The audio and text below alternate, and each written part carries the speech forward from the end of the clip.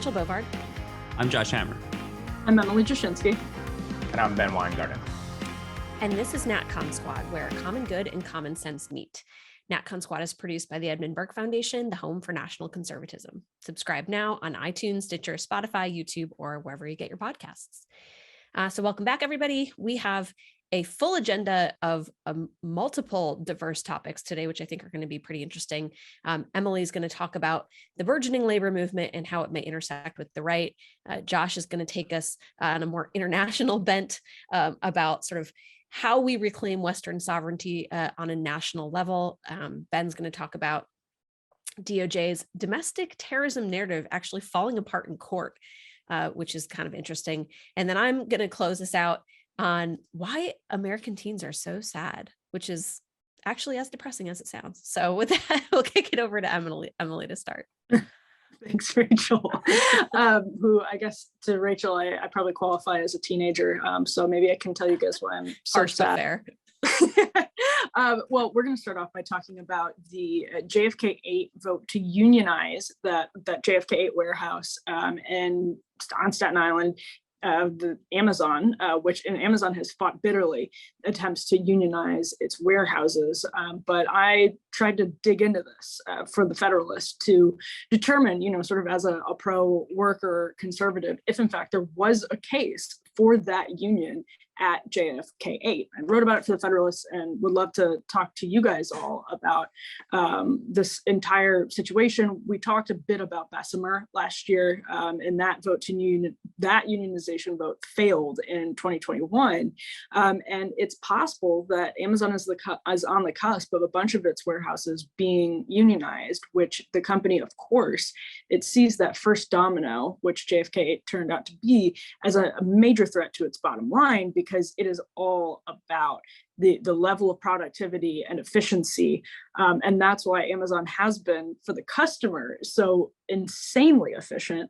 You can, just dream up whatever you want and it's at your doorstep in a couple of hours.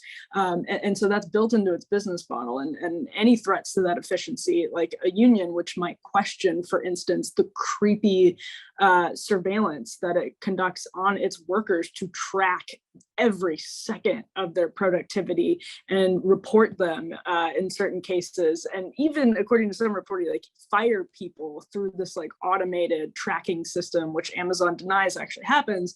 A union would certainly be a threat to that, and that's in fact one of the reasons that after talking to Wells King of American Compass and some other people who know this stuff really well on both sides of it, I think it's pretty clear that Amazon needs a unionization threat, and maybe it's not good for the American economy if every single Amazon warehouse unionizes. I don't know, but we have one example, and that's an independent union that is not affiliated with any of these big labor unions. So for those folks you're trying to figure out, we have corrupt big labor and we have corrupt big business. And what is the solution for the worker that's caught in between these two things?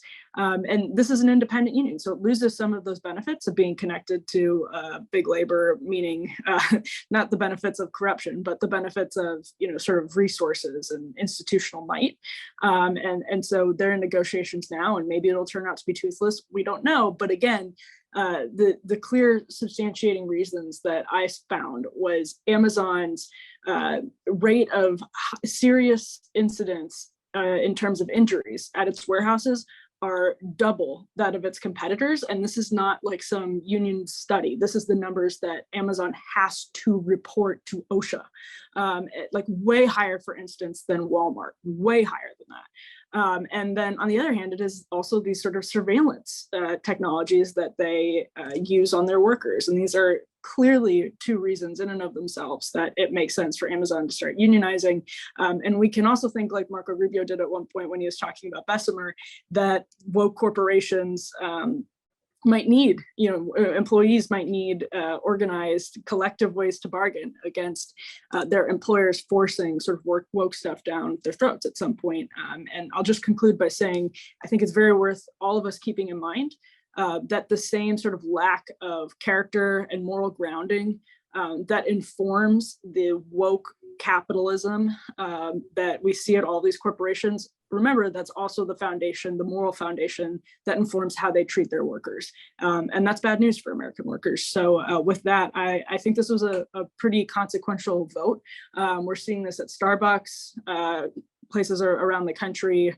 So, which also struggles with wokeness. You have workers saying they feel like they're being forced to be social workers, untrained social workers, because Starbucks lets anyone use their restrooms, leading to all these confrontations. So again, you have wokeness sort of clashing with the interests of workers.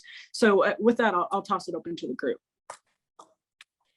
Yeah, I think this is a really, I think you're right to highlight it as consequential because, the distinction between this and the Bessemer vote is very real in the sense that if there was ever going to be, and I think I've said this before, a resurgence of the right-leaning labor movement, it had to be disconnected from, the sort of national groups that actively hate the right. You can't sort of expect the right to support a labor movement that's thrown itself in with an an infrastructure and an architecture that tries to like actively, harm our coalition. So I do think that this is a really interesting development, and it's one that I think the right should pay attention to. It's what a right-leaning labor movement would look like, I think is still being defined. And I think, there's pitfalls they could fall into and positive developments they could make, but to ignore it, I think would be wrong. And even more so now when you have Amazon, which is a new business model bent on, as Emily pointed out, a human harm in some circumstances. This is not,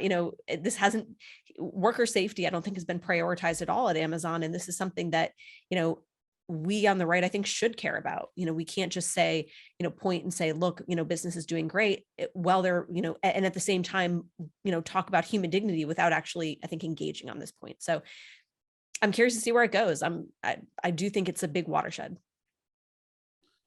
So I agree that's a big watershed. I obviously agree with Rachel that it is extremely important. And this is an independent labor union. It's the ALU, if I remember the acronym correctly, Amazon Labor Union. It's not affiliated with one of the gigantic kind of mega like Democratic Party stump speech giving kind of edifices that kind of wants to send us all to the gulags.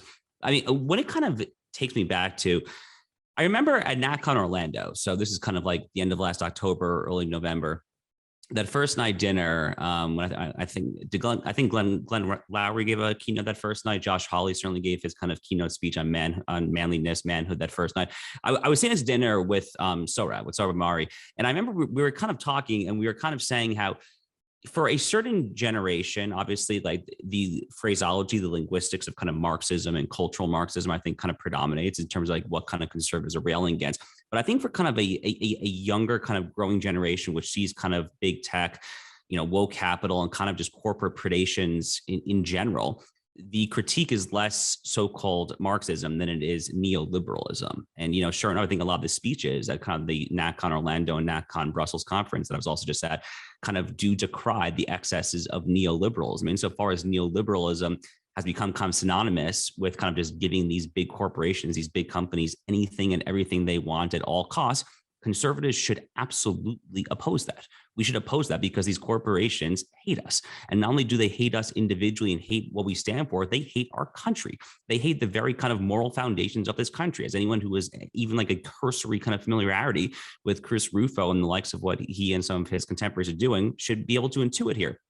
But real quick, one other thing that I want to just do real quick here, we've done this in a previous kind of podcast segment, but I think it's kind of worth re-upping here. This notion that, that we have to be vehemently anti-private labor union at any and all costs, public sector union, totally different question. Let's cabin that for a second. The notion that we have to be totally anti-private labor union as a matter of economic theory, I think is just totally misplaced. So, I'm quoting here from an essay Michael Lind wrote 2 years ago. He's quoting here Adam Smith, okay, literally like the godfather of like modern free market economics. Adam Smith wrote, quote, "In all such disputes, the master can hold out much longer. A landlord, a farmer, a master manufacturer or merchant, though they did not employ a single workman, could generally live a year or two upon the stocks which they have already acquired.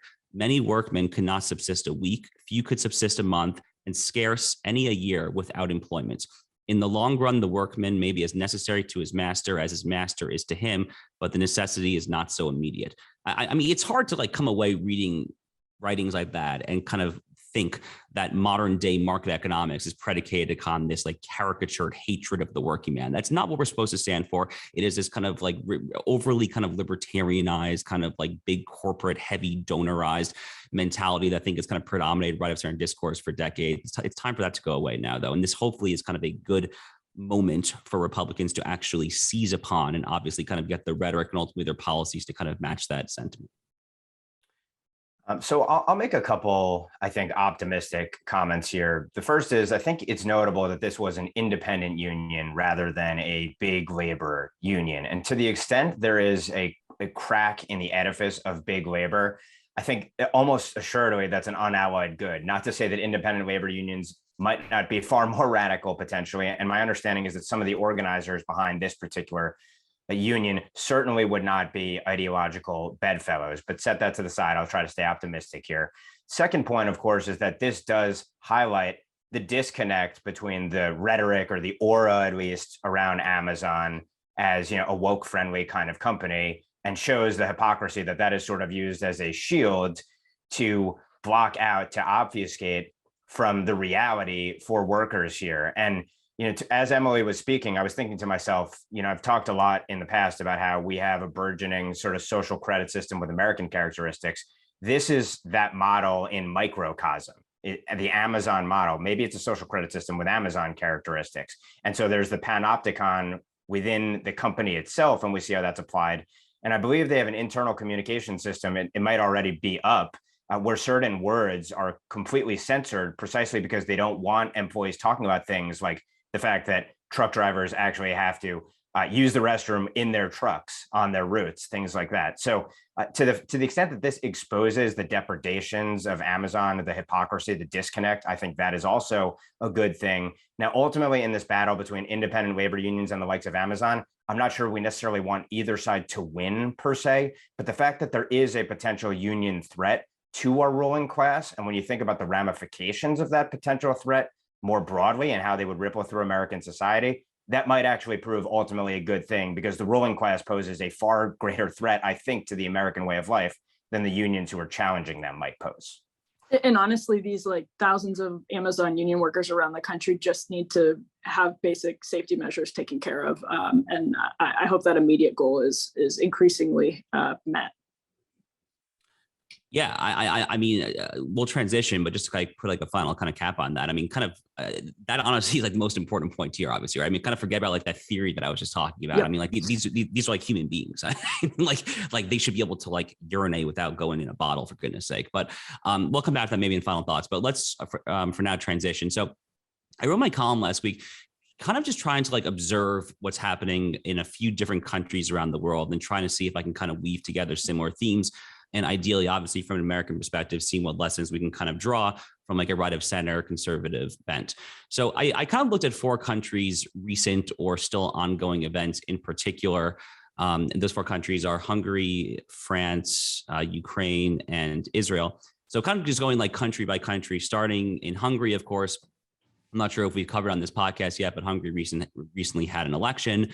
Prime Minister Orban's party, the Fidesz party, which is kind of an avowedly, explicitly national conservative party, faced this kind of, comical unified opposition that literally included everyone from kind of communists to literally self-described fascists. They basically kind of all teamed up to try to topple Orban and Fidesz. Obviously, come the Soros network, went into kind of high gear here, among other kind of international malefactors.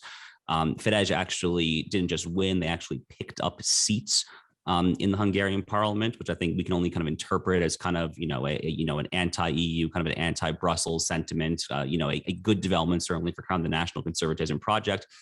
Moving over to France. So this past Sunday, France had their first of their kind of 2 rounds of their multi-pronged presidential election process. Emmanuel Macron, who is kind of the incumbent president, he is every so often he says something like vaguely kind of woke skeptical, you might say, but he is certainly kind of firmly center left, very neoliberal, to kind of use the term that I used last segment, definitely kind of a fan of European integration and globalism and things of that nature. So he basically barely prevailed in the first round of the French presidential elections over Marine Le Pen, who comes from a somewhat famous or infamous, depending on your perspective, family in French politics, the Le Pen family, formerly of the National Front. Jean-Marie Le Pen, the former party leader, had a checkered history, I guess you might say, as pertains to kind of some comments about the Holocaust and things like that. Marine Le Pen is taking it in a more mainstream direction. She herself is very kind of EU skeptical. It definitely is very un-PC, I think, to put it mildly, when it comes to kind of the Russia-Ukraine conflict.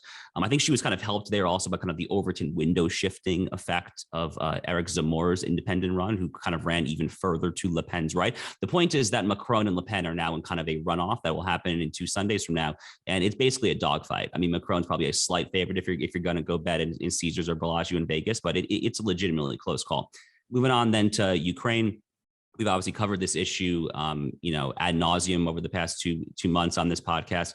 The point here is that no matter what your stance is on kind of calls for greater American or NATO involvement, and I, for one, I think all 4 of us really have been kind of opposed, certainly, to kind of greater escalation measures, I think, to put it mildly. But the point is still, from kind of a NatCon nationalism perspective, what we've seen from Ukraine to kind of withstand kind of, Putin and Russian revanchism is definitely inspiring, right? And then kind of moving to our 4th example there, which is Israel. So, they've had this crazy coalition now for a little less than a year, kind of similar to the anti-Orban coalition in Hungary. They had an anti-Netanyahu coalition where they did successfully knock him off by a bare 61-59 majority. It was this ridiculous coalition that included like a Muslim Brotherhood aligned Islamist party. Long story short, they just had one defection, making it a pure 60-60 split right now. So, the point there is that this deeply unstable kind of anti-nationalist coalition there could not stand. So the point is, I think if you look at all these places, you kind of see kind of a current theme, which is kind of we the people kind of reclaiming a sense of our own nationality, our own nationhood, and rebelling against kind of external or globalist forces. And then the question obviously is what, we on the domestic front, the Republican Party, what conservatives, what all of us can actually do, if anything, to kind of take those lessons and kind of take the momentum into the 2022 midterms and ultimately 2024. So for the sake of time, I'll kind of just throw it open on that question. Maybe I'll kind of reserve my own thoughts on that for final thoughts. This question is kind of interesting to me because I think you're right, in terms of all the anecdotal evidence that sort of the base in these countries is sort of responding with a resurgence of nationalism and patriotism and a feeling that we've been spread, too thin. The global community is fine, but it's not a priority. But what's interesting is that there's a key to a link that it doesn't exist in any of these countries, I think, between the base and the elite. I'm writing this piece right now for a symposium at Claremont about taking on China. And as I've said many times before in this podcast, like you cannot actually have a nationalist, American policy that takes on China the same way we did Russia when you have your financial elite, your tech elite, your immigration system, even all incentivizing this global entanglement. So I think that the next phase of this discussion has to be, okay, we've seen this groundswell of support for a certain approach. How is it going to trickle up? How is it actually going to be reflected in the policies in these countries, including our own? And I think that's the next challenge for the right, is to push policies that actually do that.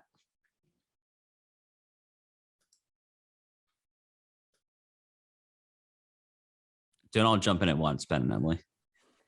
All right, I'll say briefly, where is the Republican Party? Like, what, it's interesting, like our elites always talk about getting on the right side of history, and look what the right side of history is globally. And they don't want to follow in the footsteps of the movements that we're seeing at the grassroots level around the globe, because they're on the other side. Ultimately, they view it as a threat to their power and privilege. So I think if you're a politician and you're acting in your own self-interest, it behooves you to listen to your actual constituents rather than, your friends in Washington, D.C. But I just continually go back to the question, and I'll do it in the next segment as well.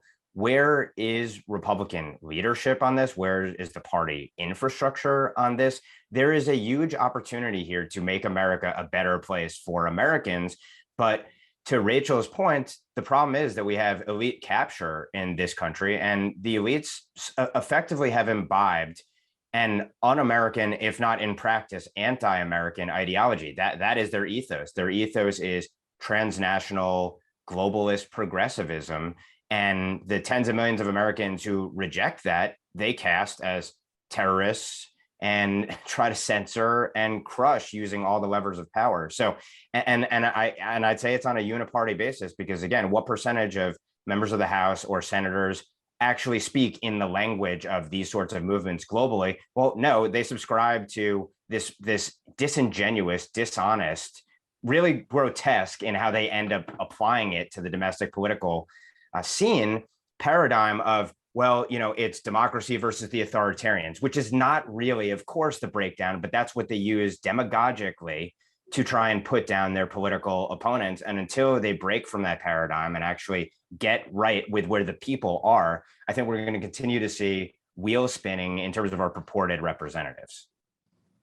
Yeah, well, I actually just did a podcast, or I taped a podcast that'll air in the next week or so with a historian, a pretty notable historian, World War II issues, who has a new book out. And his idea of World War II, or his theory of World War II, is that it's sort of the great imperial war, the last imperial war. And one sort of question I asked him was, to what extent this sort of changes that technology has induced on modern life has given rise to the nation state, and has sort of taken away what Putin's view of the world, the sort of imperial idea of how this, which I don't even know if that's accurate, but like the idea of imperialism, which used to be a norm for centuries, and how it's given way to one thing. But it's really interesting to consider, actually, that was a process that's taking us to transnationalism, right? That this is like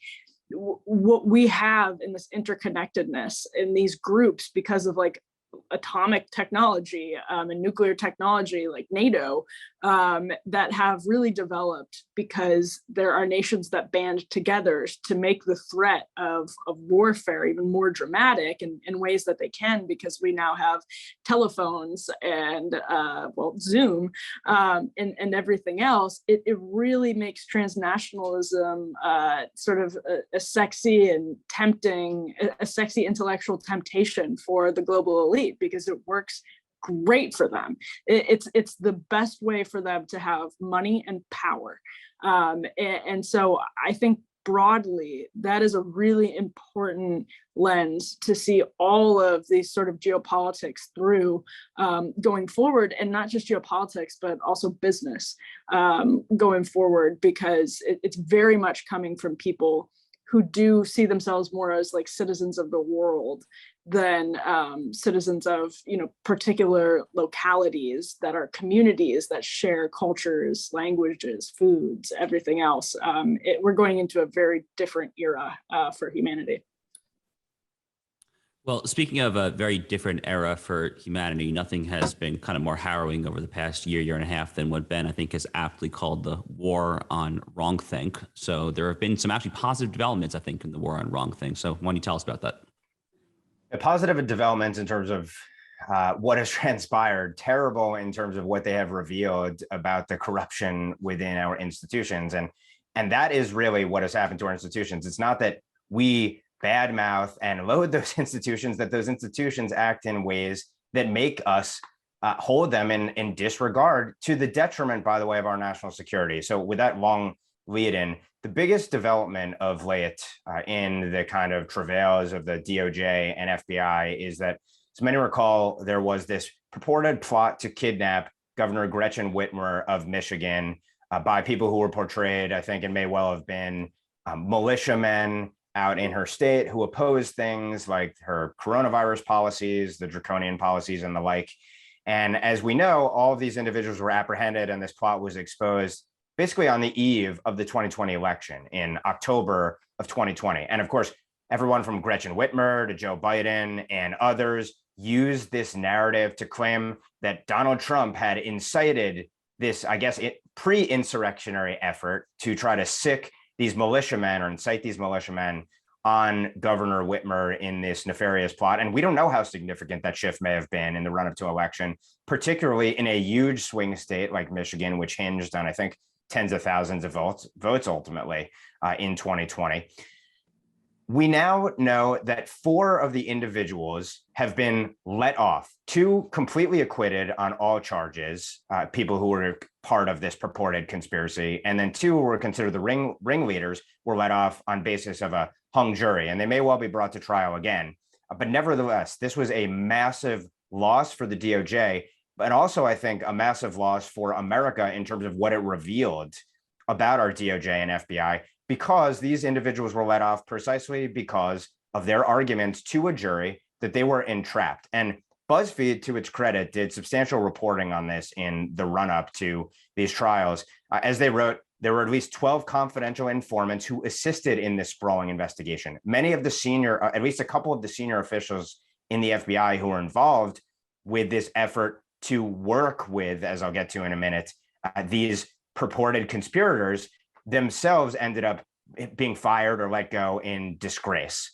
But set that aside for a minute. As BuzzFeed reported, and I think this was last year, some of those informants acting under the direction of the FBI played a far larger role than has previously been reported. Working in secret, they did more than just passively observe and report on the actions of the suspects.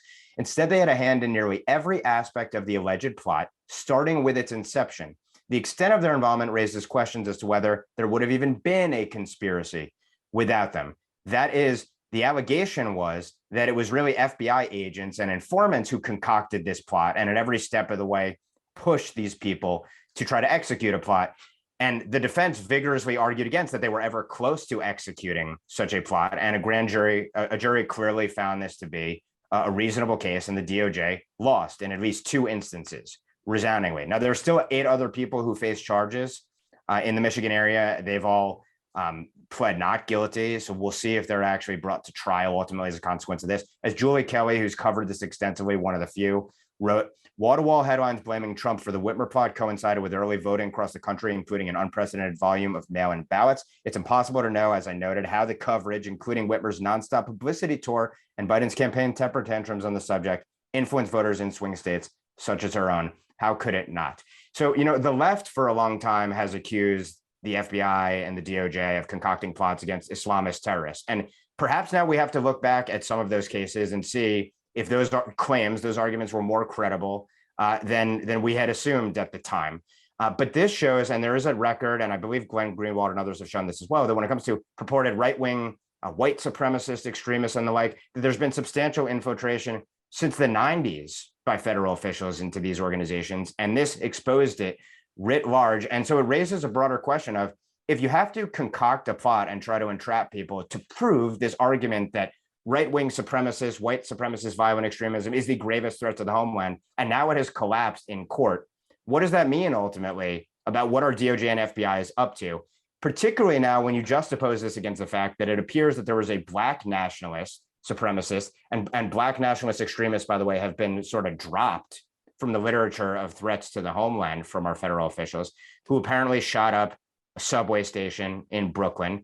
We have the story now of these potential Iranian agents who are out there trying to infiltrate the Secret Service for months on end, who are not apprehended in advance. So there's this juxtaposition of what the FBI tries to concoct and then fails, and then all of these instances where people actually get through the wire and do threaten our homeland. So looking at this, and the question I always go back to is, what ought a Republican Congress to do with respect to our DOJ and FBI? And then what might a Republican president do next time? What has to be done to purge the corruption from these institutions that are being weaponized against the public?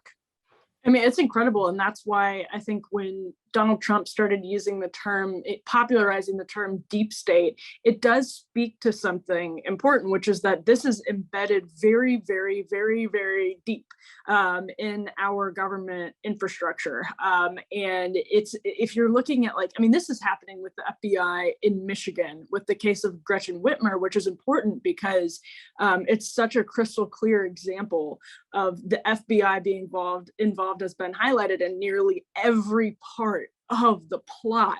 And I think just the basic thing that I want to say quickly is Ben is exactly right to point to what appears to be a Black nationalist shooting suspect in custody right now in New York. That was apparently, reports are saying, on the FBI's radar. We have a Black nationalist who killed a bunch of people where I grew up in Waukesha And we still talk very little about that. The media has very little interest in it. So we live in an alternate reality, right? Like it depends, the reality you live in now depends entirely on the media you consume, the amount of it and the kind of it. A lot of people are living in a completely false reality because you could easily be the media and pick and choose these stories of Black nationalists to say that there's some grave Black nationalist domestic terror threat. And I would still say, I think you're probably overstating things. You know, we have bigger threats to the Republic than this. But in the same way that I would say the exact same thing about their claims on white supremacy, domestic terrorism problems. Yes. On the level of the FBI's obsession with them, no. So we can't even do basic things as a government anymore because of the level of like politicization and like radical cultural ideologies that are being weaponized by people in power. Our government can no longer do complete basic functions that we pay our hard-earned money into the tax system to do. I mean, it's just disgusting. Yeah, I mean, the only go ahead, Rachel. Well, I mean, I was just going to say, I think to this point, like the fact that people were so shocked by this verdict, I think tells you how much there hasn't been an investigation into what's actually gone on, that we haven't actually had a full airing of what's happened. And this actually, I've been wondering what House Republicans are going to do with the January 6th Select Committee, should they take back the House. And, you know, there's various ways to look at it. Should they get rid of it? Should they further it? But if they keep it, like getting the Capitol Police in front of them and investigating what actually happened via the Capitol Police policies and directives, and you know, if they were told to let people in, all of that are things we don't know, and they seem critical to understanding what actually happened. And obviously, you know, just video enough was enough to compel a judge to say that, you know, you didn't meet the burden of proof here, prosecution. So there's just a lot that's unknown here that, you know, to Emily's point about the media balkanization, but also I think we just haven't investigated it enough.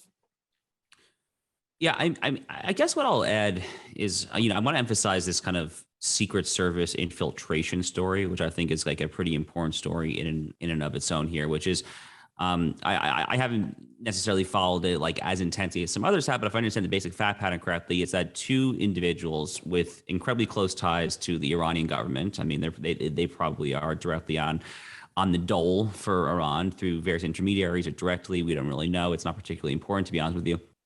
And they have been able to kind of get to people directly responsible for protecting Vice President Harris and some people extremely close to President Biden himself here. They have done so by kind of just obviously like physically posing as fellow federal agents, but also kind of giving like financial inducements for kind of reduced rent and various kind of other opportunities there. You know, a story like that, when Iran is not exactly a China, okay, they are not exactly like a massive like geopolitical power that has like a deeply kind of sophisticated system of kind of intelligence and cyber warfare and things like that.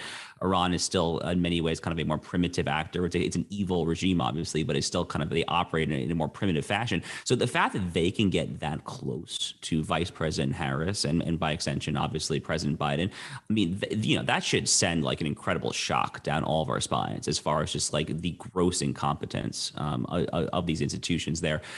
So to me, that's kind of how I kind of interpret what you're saying, Ben, is I hear things like the FBI and the CIA, and obviously all those institutions do have like many profound problems. Obviously, the late great Angelo Codevilla wrote about this issue probably more than anyone else. And, you know, we all wish that he were alive today to continue to kind of tell us about what we would need as far as kind of concrete policy reforms.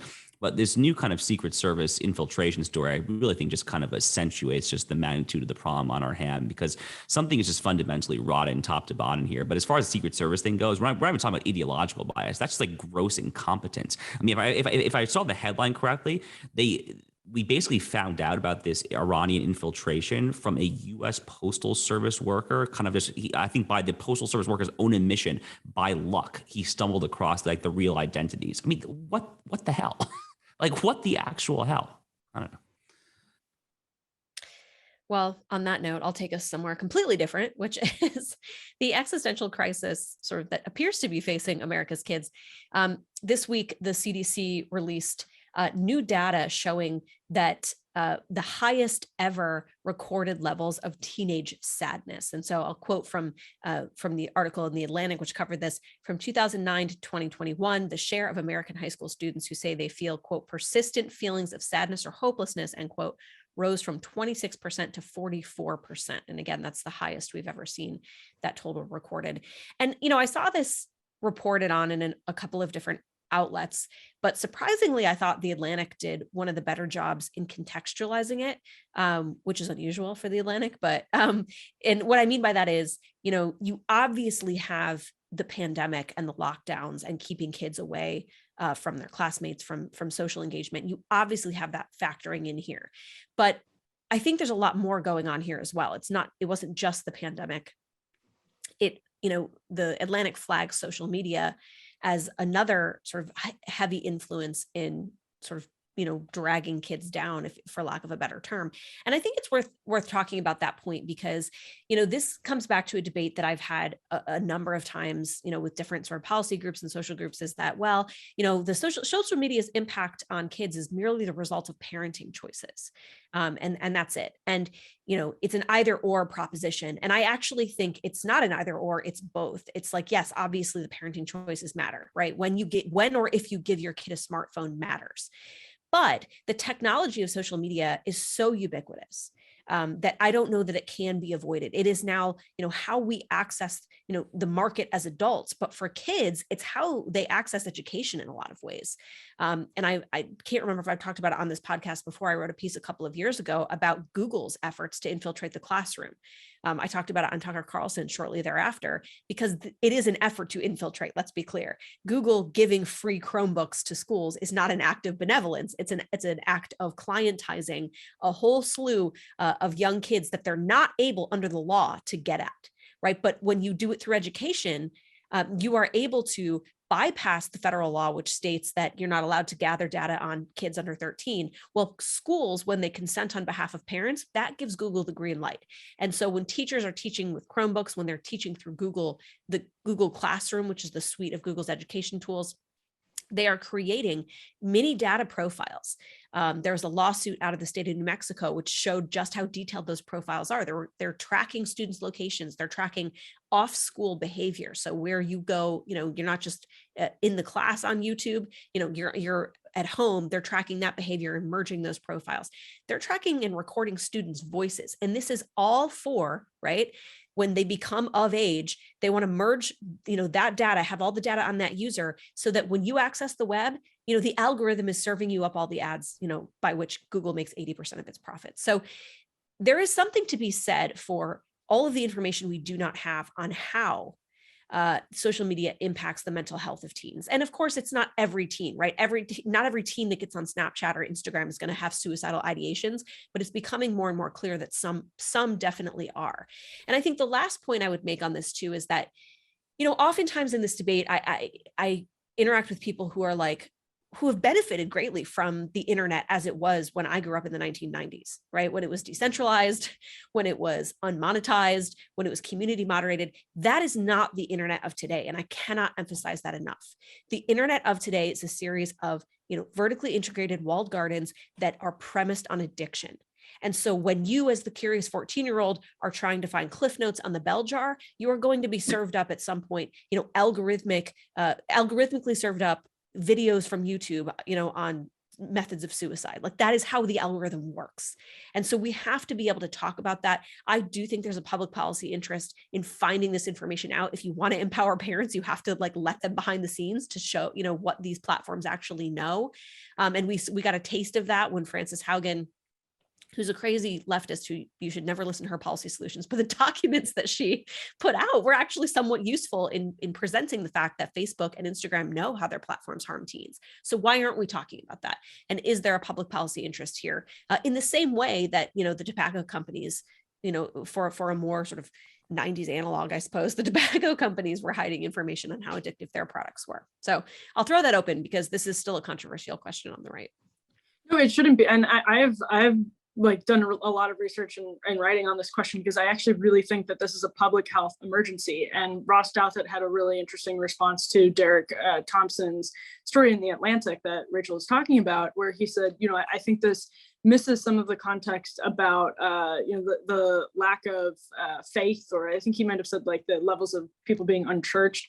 But that's happened in other, like there have been secular societies, and we can have these conversations about history and whatever. But what's happening now is very different than anything that has ever happened before in the scope of human history. We don't have to think about it in any other context except for that one. And of course, it's happening when we are also in this very postmodern era, and to some extent, it's happening because of that. Because these corporate leaders are so untethered to any sort of like basic true moral foundation. Of course it's happening because of that, but we have literal slot machines. We have transferred our lives onto literal slot machines, and that means work, that means personal, that means professional, that means everything. I mean, like think about it, you do work over text, you do work over email, you do personal stuff over text. It is incredible the amount of time people spend in front of screens, but also how our brains have quite literally been rewired intentionally by these companies to maximize their profits. And that, again, Tristan Harris, who did the Social Dilemma that sort of put this on a lot of people's radar, he was at Gmail trying to make the product more addictive to us. Like, people think of it in terms of Facebook and Twitter and Instagram, but like he was at freaking Gmail trying to make us spend more time on our emails. This is everything. It is their profit model. They are now the American economy. And teenagers are, this is like, that's why I think some of these questions, to Ross's point, which I think is an interesting one, like to me, they're so lower level than the fact that this is unprecedented evil technology, pornography, the sum total of human knowledge, the access to every atrocity happening in every corner of the globe in the most vivid detail you can possibly see it, beheadings, whatever it is, all on your phone at an instant, all on a platform designed to keep you scrolling. Your self-esteem, your personal and professional, everything has been transferred onto a slot machine. We're in completely uncharted territory, and there's a public health emergency. And Rachel asked a very specific question about what to do. And honestly, I think the answer is like, we need to, there are policy solutions, but like broadly, parents need to be shaken, like physically shaken, and say, don't let your kid touch this while their brain is still developing.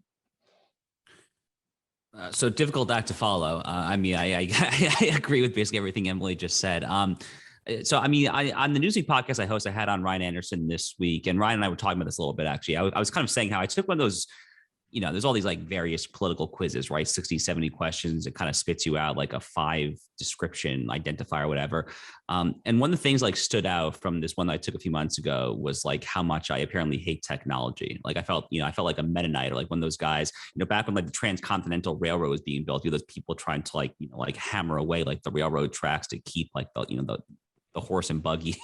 That's kind of what I felt like. And that's not to say that technology cannot be good, obviously. I mean, in a lot of ways, obviously technology is good, and we should be too careful, obviously, about kind of downplaying the extent to which increased technology and capitalism. I mean, to kind of use the old kind of JFK and Reagan cliche. I mean, to an extent, it obviously does lift all boats, and we should be careful not to throw the baby out with the bathwater.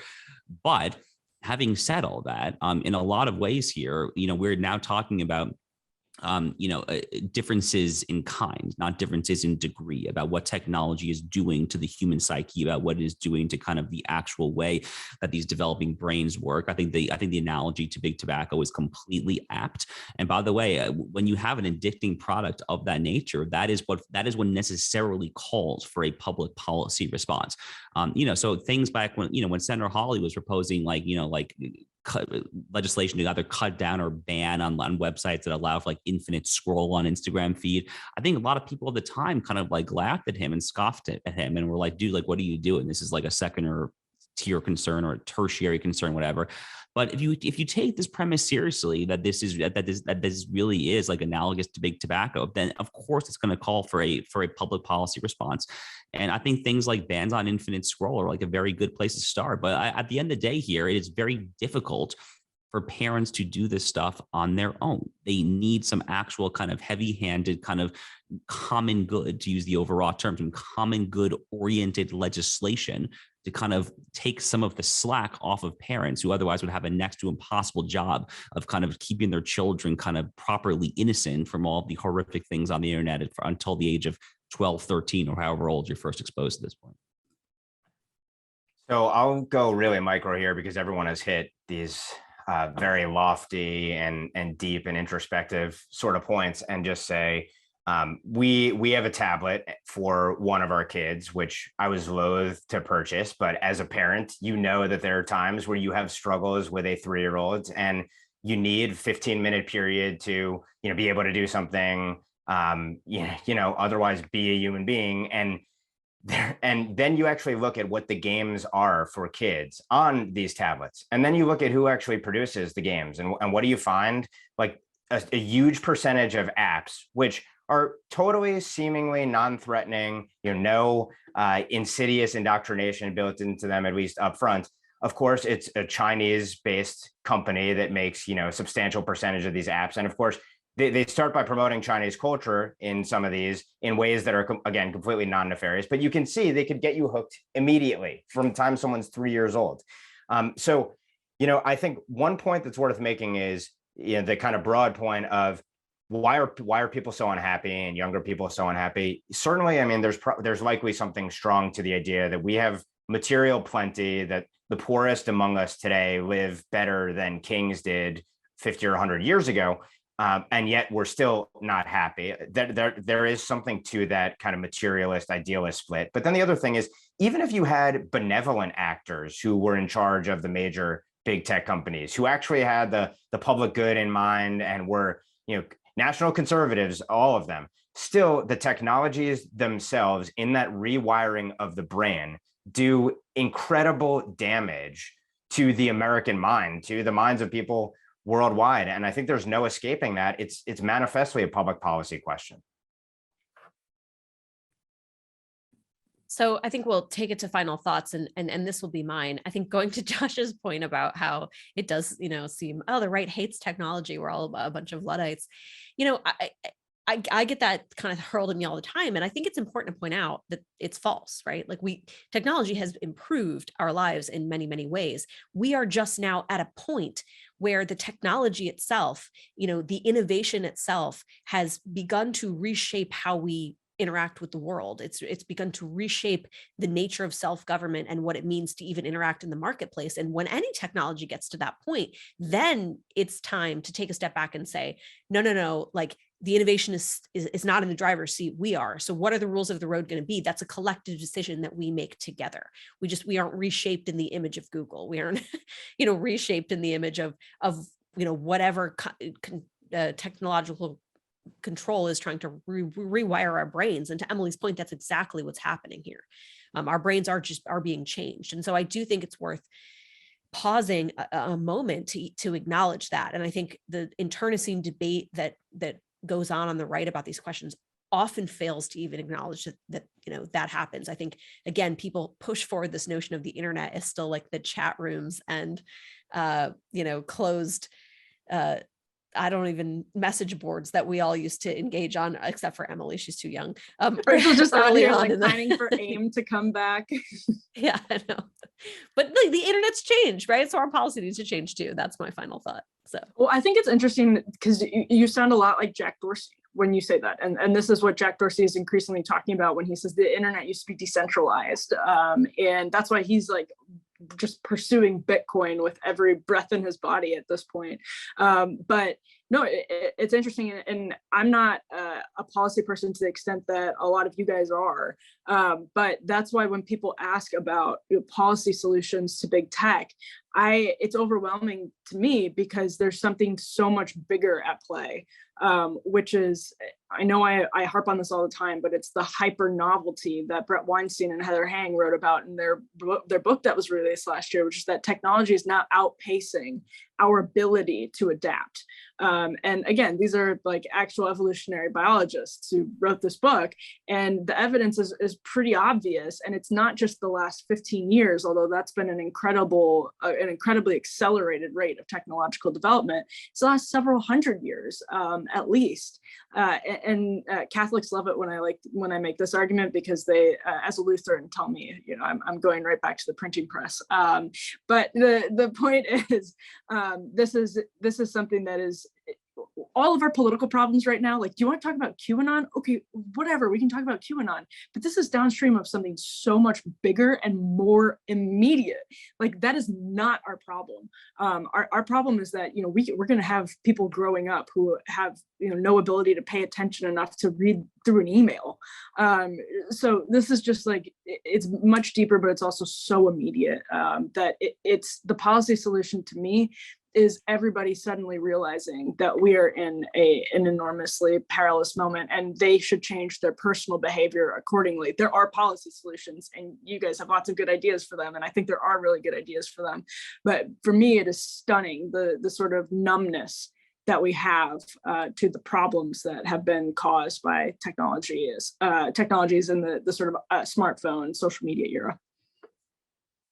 So, in kind of weaving together some of the segments that we talked about today, so I think back to the last segment and kind of the example that I gave of like the Senator Hawley legislation to kind of cut down or ban infinite scroll, which might seem like an obscure issue, but it's kind of, it's an avowedly kind of national interest, health of the whole approach to public policy that does not particularly care about kind of, like idiosyncratic conceptions of what like a various companies' form of freedom is. And, I kind of draw a direct line from that, obviously, to the segment that I did too, as far as what's happening in kind of, the European countries and Israel. I mean, in Hungary, for instance, the people want to be sovereign. Okay, the people don't want kind of the tech companies to be sovereign. They don't want Brussels to be sovereign. They want to be sovereign. In Israel, it looks like the reason that they might be going to election soon is because the people don't want like a Muslim Brotherhood affiliated Islamist party in the governing coalition. In France, the reason that Emmanuel Macron may be in trouble in this upcoming runoff election is because the French people don't want to be overrun by massive amounts of not easily assimilated immigration that has obviously led to some horrific events, such as like the mass shooting, obviously, in the theater in 2015, if I recall the precise year there. So I guess the common theme here, if I can kind of like roughly kind of tie the strands together from these segments, is that what we basically need are people, our politicians, our leaders, legislators, statesmen. And if you kind of go one step further and extrapolate to judging, that's kind of my whole kind of common good originalism side project. What we need are basically public facing actors who actually act on behalf of the national interest, who actually are looking at the health of the entire political community of what Aristotle would call the polis in mind. That is kind of like the sine qua non, I think, of what like NatCon holds itself out to be. And I think we kind of saw that kind of weave itself through the various segments today as well. So I'll just say, maybe somewhat relatedly in that spirit, I'd commend everyone to check out David Mamet's latest piece in Tablet, which is one of the more based things you can read. And essentially what he's arguing is that people need to speak openly and honestly about the corruption and fraudulence of our ruling class. And as I've talked about before, it's not clear to me, and maybe it's clear to viewers and all of you, whether a ruling class is totally hegemonic or completely weak. And that's why it has to engage in all of these sort of tyrannical acts to try to chill people into silence rather than speaking freely and openly about what they see with their own eyes, whether it's the corruption of our national security and law enforcement apparatus, whether it's the whole groomer contra-temps that's been going on, or any of a million other issues in our daily life. So I commend everyone to check out that piece. And a couple other things. Rachel alluded to this, to January 6th, and the revelation there, also damning for the federal government, is that one January 6th defendant, I believe it was the first, was acquitted on all charges of these essentially trumped up trespassing charges. And this could lead to potentially, although the other judges are not like-minded at all, potentially lead to a whole mass of people who are acquitted on those trumped up charges. This individual said that the cops waved him in, and there's been plenty of corroborating video to show that dozens, if not hundreds of people were waved into the Capitol that day by police on the premises, and that he was there for 10 minutes and then left. And a judge found that to be a compelling case, contra, again, the insurrection narrative, at least for this percentage of nonviolent people. And yet, as I'll point out, those two potential Iranian agents who I mentioned were let out on bail into the custody, I believe, of relatives. And yet still, there are dozens of, in many cases, nonviolent people with no criminal background languishing in pretrial detention under horrible and abusive, by all accounts, conditions associated with January 6th, who remain in jail while these two potential Iranian agents are out free on bail. And that injustice is a running theme that we talk about really every week here. And I think that is one of the things that sticks in the craw more than anything for the American people. We don't often articulate it, but I think there's a deep sense of an injustice when it comes to our ruling class versus those of us unfortunate enough to be ruled by them. And I think that is a motivating force, even if it's not spoken all that frequently. Last thing I'll point out on an optimistic note, the kids at the University of Chicago, at least a couple of them associated with the Chicago Thinker, did just a tremendous job completely exposing the fraudulence of our ruling class in their obsession with purported disinformation during that disinformation conference featuring held by David Axelrod and featuring Barack Obama and Ann Applebaum and many others as well. Kudos to them. They did an exceptional job with very simple, basic, fundamental questions, exposing the fraudulence of our ruling class. And again, the question of, are they weak or strong? The fact that they so failed to be able to answer basic questions about Hunter Biden's laptop and the like just shows you the fraudulence of the entire game that they're engaged in to try to subjugate all of us. So the key takeaway there, keep speaking truth, do it fearlessly and with courage. It'll inspire others to do more, and it will further expose this ruling class and maybe topple this ruling class. I love ending on that note, right? Keep speaking truth and being fearless.